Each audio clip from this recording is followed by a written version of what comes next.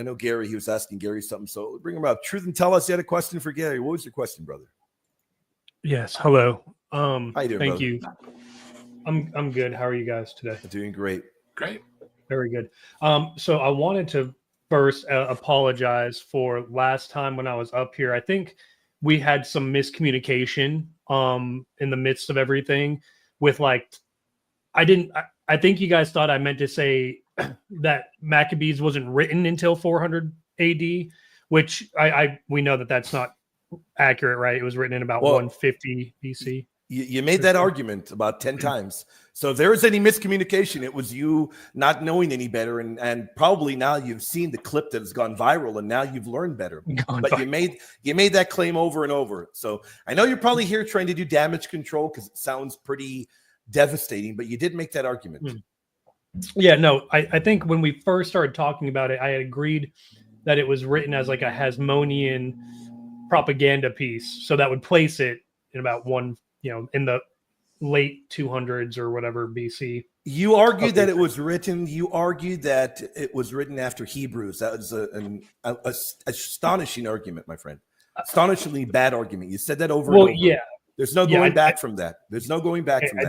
I didn't mean to argue that it was written after Hebrews. Just that when we find it in a completed those were your exact words that it was written after Hebrews. It doesn't matter if you're coming here to try and do damage control. Those are their exact words, brother. Ask your question relevant to Gary for today, brother.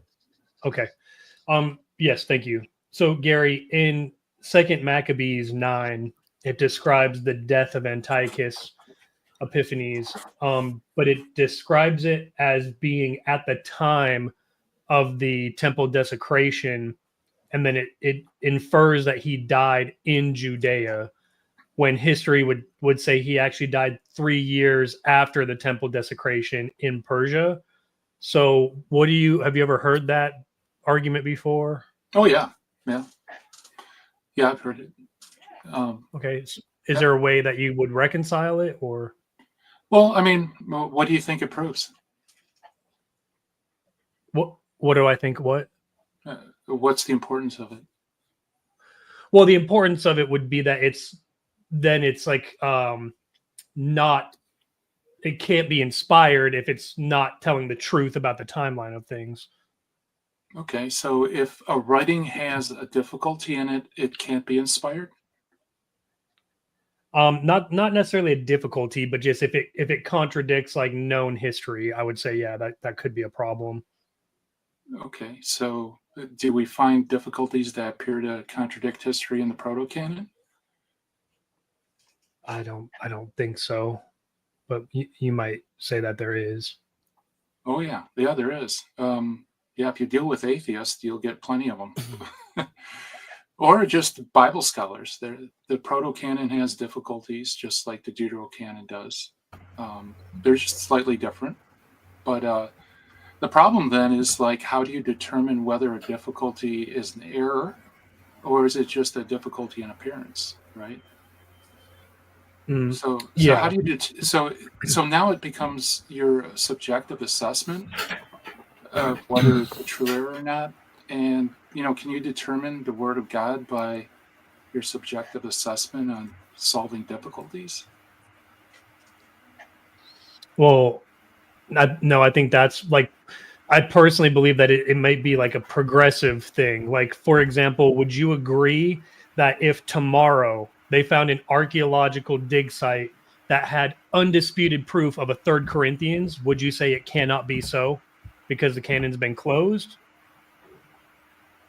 Yeah, but what's the relevance here, though? I don't understand. Well, just that, like, as time goes on, I think that's the evolution of the canon. Instead of I guess trying to say, well, having to reconcile what one book says with what history would say, can it not be possible that it's just not truly inspired, and it was more somebody writing down events that in their perception were important to the Jewish people? Right. Well, then, I mean, it comes right back to, so how do you, is that a determining factor for inspiration? because, Yeah. like you just pointed out, history is constantly updated because it's, we're looking at evidence. New evidence could come. There could be a fact of history. In fact, there's a very famous conflict. I don't know if you know this, about the healing of the blind man in Jericho. God willing, I'll get all the details right. So if I'm wrong on this, guys, please forgive me. But one gospel says that Jesus healed the blind man going into Jericho. Another one says he was healing out of Jericho. And the third says he's going in and out of Jericho. And there were scholars in the 1800s that lost their faith. They apostatized from the faith because they said, this is such a clear, patent contradiction that the Gospels, or more of the Gospels, had to be wrong in this account. And then we found in archaeological dig that there are actually two Jerichos right next to each other, an older one and a newer one. So one had one perspective, the other had another perspective, and the third basically harmonized it. They were all true. But because we didn't know the facts of the situation, it appeared like an obvious and irreconcilable contradiction. And so I think that's a good warning for us whenever we find Bible difficulties, that I would say, you just have to put them as Bible difficulties, because eventually we may resolve them, or it could be that we never resolve them, right? Maybe we never would have found out, done that archaeological dig. And so if you're going to base whether something's the word of God on its historical difficulties or even internal difficulties, then, it's really you that's above the word of God determining what is and what isn't based on whatever scholarship says today, right?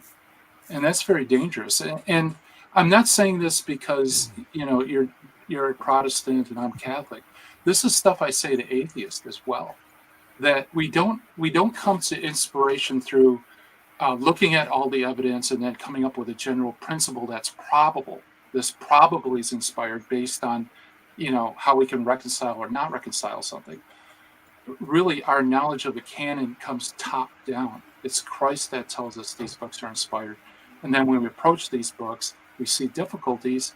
And if we can't reconcile them, then we have to lean on the Lord, that his word is true, despite our ability to reconcile or verify the truth of stuff. That really becomes the primary way which we determine inspiration, not using our own studies. And in a way, the Deuterocanon is a lot like the Protocanon, because the Protocanon has difficulties. If it didn't have difficulties, it would be odd, right? So, right. So I think that same point though that you're bringing up with like Matthew, Mark, and Luke, where it's talking about the healing of the blind. I think Matthew says it's two blind people, and then Mark and Luke say it's one blind guy. We find like a similar thing when we're talking about the centurion. Okay, like the Roman centurion. In one instance, it's Jesus going and talking to the centurion, and in another instance, it's the centurion sending people to go and talk to Jesus. Right. Yeah. Same thing with resurrection and angels, things like that. Yeah. Yeah, and so what I would say is it comes down to not that there's like a contradiction, but that the narrative of each gospel is covering a particular aspect of Jesus's earthly ministry, and that might be like a different discussion for a different day. But like, for example, I believe I would agree with that. Yeah, I would agree with that. Yeah, I mean, that's what I would say to a non-believer. It's eyewitness testimony leaves out difficulties, or not difficulties, but they leave out details, right? So you'd expect that, maybe they want to focus on one person instead of two people because their focus was on one person instead of two. But, the problem with the Gospels there, if I remember correctly, so forgive me if I'm wrong, but it still makes a good case, though. It's going in and out of Jericho.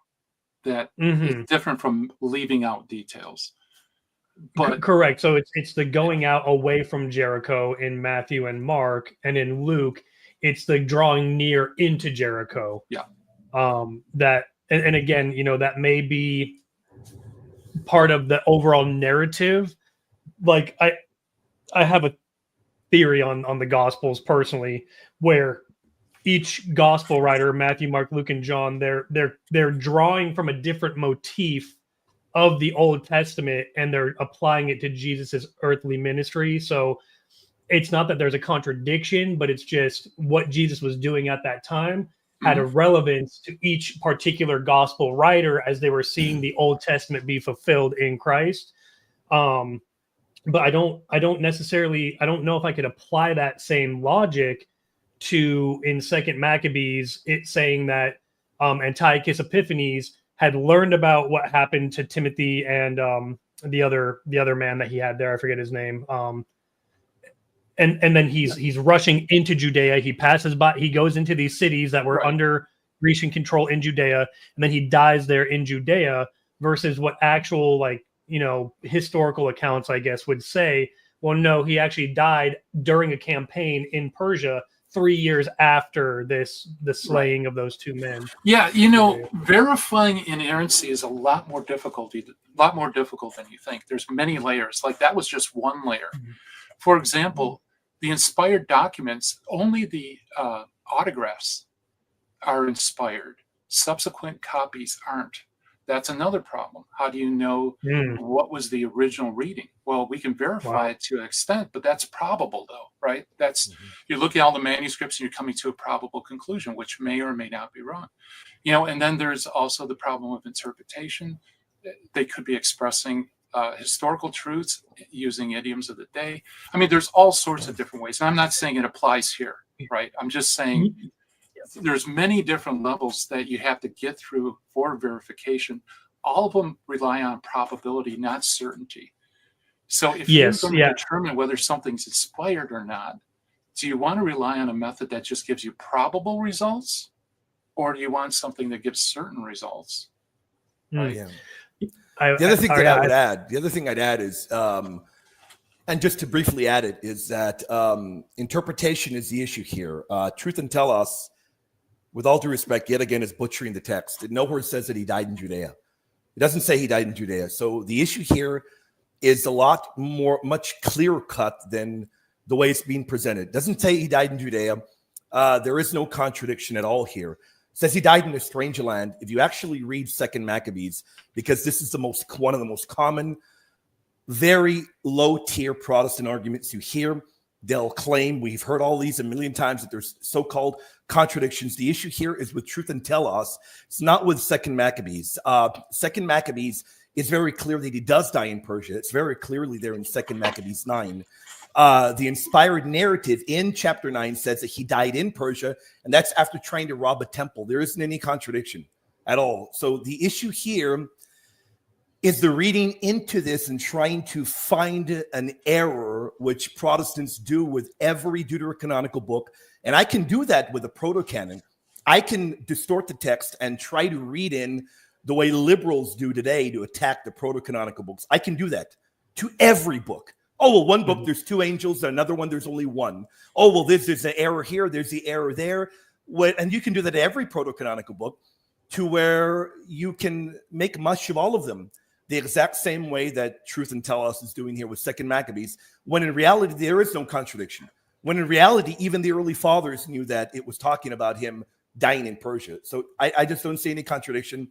And I see rather the common Protestant tropes of attacking the deuterocanonical books. Anything that may seem like an error on its surface, you just dig your heels in. There is no way to find any solution. But I just don't see that. I see rather my issue here is in your poor reading of the text. And I tell you that with all due respect, my friend. James, do you want to say something? Yeah. Just to back up both the brother Gary and William, Dr. Michael Howard, professor at a Hebrew university in Staten Island, and many alike him, refused to denigrate the historical value of Second Maccabees, specifically chapter 6 and chapter 9. Why? Since you brought up chapter 9, Truth and Telos. Because we find the first use of the term Judeos in Second Maccabees 6 and 9 as to those who are not native to Judea becoming part of those who inherit the promise, if you will. So many scholars do not denigrate its historical value. I don't know where you got this from. It sounds like an innovation. many, like too much to count, rather, understand the value of these texts. Furthermore, Persia is looked as in a better light by the time of Darius the first, right? Because of the constant expansions. By the time Darius the First is the head of the Persian Empire, the biblical narrative depicts him in a better light, right? So even in that view that you're bringing up, if there is such a contradiction, which the brother William decisively stopped you in your tracks, because that's not what the text says. But even if there is, you'd have to prove to me that there is a bad connotation at the time of Darius the First. You'd have to prove to me where the term in the Greek Judeos comes from, right?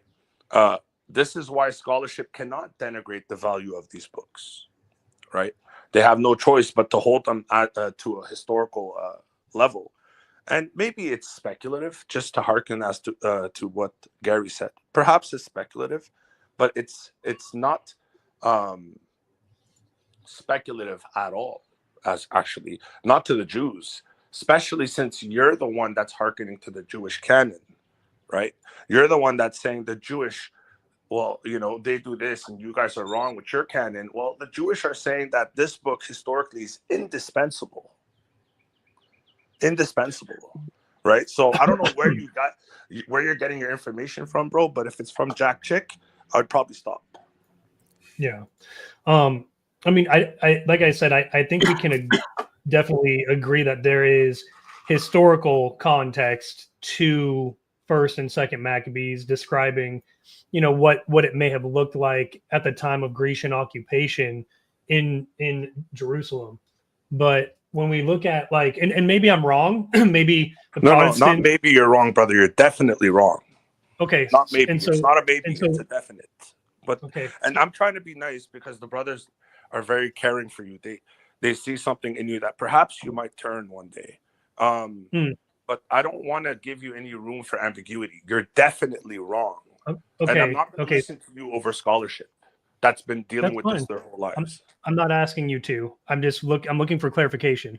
So in chapter 9, verses 13 and 14, it says, "Then this vile man vowed to him who would never again show him mercy, the sovereign Lord, that the holy city toward which he had been hurrying with the intention of leveling it to the ground and making it a common graveyard, he would now set free." So this infers that he was in Judea on his way to Jerusalem to do this, not that he was in the middle of a campaign in Persia. That's, again, I could be wrong. It doesn't say that he died in Judea, brother. That's the issue. Read further. Whatever it is you're saying, it doesn't say he died in Judea, my friend.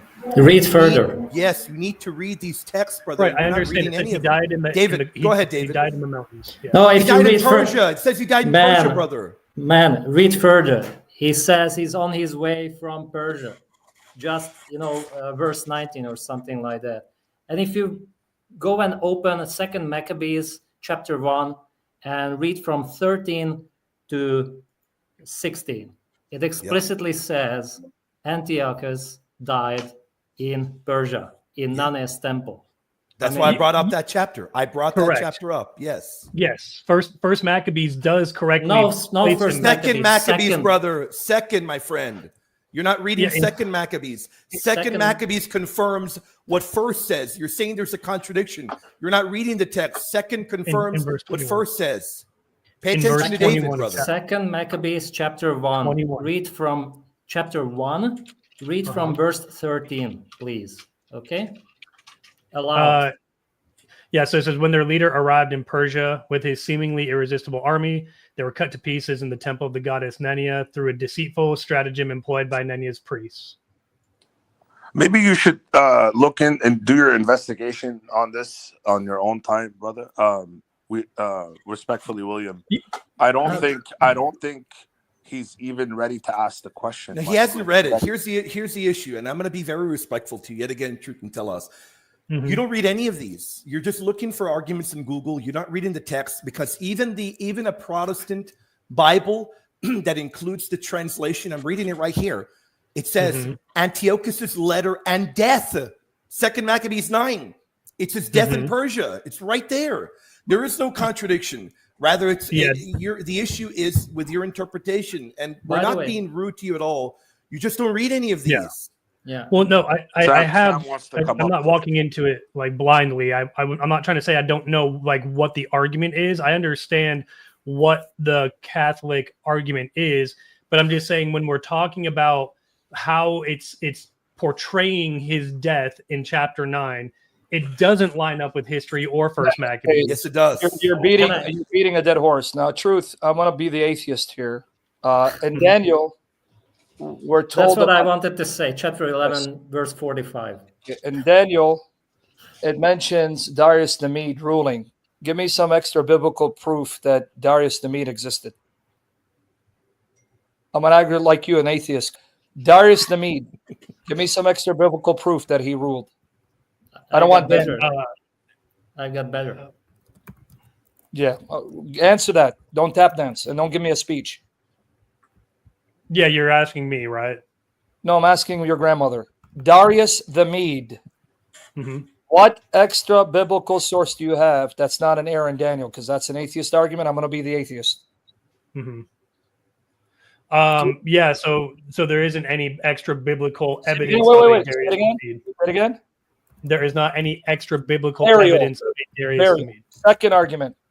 According to Luke, when Jesus was born, prior to his birth, there was a census by Census Quirinius that forced Joseph to go to Bethlehem. We know that Census Quirinius wasn't governor of Syria before Jesus was born. Give me some extra biblical proof Luke wasn't wrong. Well, that would be coming down to when you're trying to identify who it was that ordered the extra biblical proof that Quirinius was governor and that he made a census right before Christ was born. Okay, so are you trying to place him as being governor over Judea? Third question. Give me extra biblical evidence that Quirinius had issued a census that forced Joseph to go to Bethlehem, which coincided with Jesus being born there, because from the historical records that you're appealing to, Quirinius was only governor between 6 and 7 AD. Now go and do Chef Google to help you. Give me the extra. No, I don't need Google. If that's what I asked. Are you trying to say he was a governor of Judea or just in general? The fifth time. Give me the evidence for Quirinius being a governor anywhere before Christ was born and issued a census that forced Joseph to go to Bethlehem. Well, you're probably not going to find extra biblical evidence of Joseph going. There you go. So there tell you us, go. There in you case go. you hear us, tell us. That was There it. you go. Now, guys, go back to some serious questions.